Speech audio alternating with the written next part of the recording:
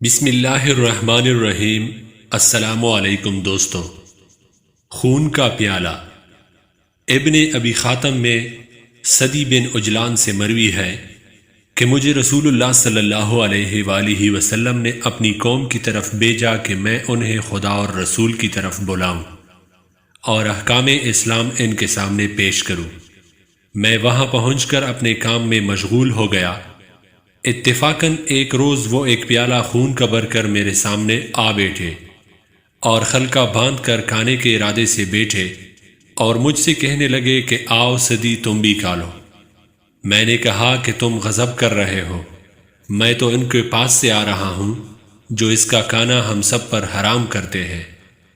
تب تو وہ سب کے سب میری طرف متوجہ ہو گئے اور کہا کہ پوری بات کہو۔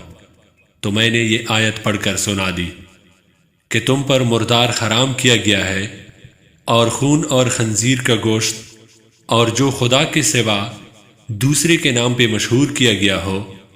سدی بیان فرماتے ہیں کہ میں وہاں بہت دنوں تک رہا اور انہیں پیغام اسلام پہنچاتا رہا، لیکن وہ پھر بھی ایمان نہ لائے۔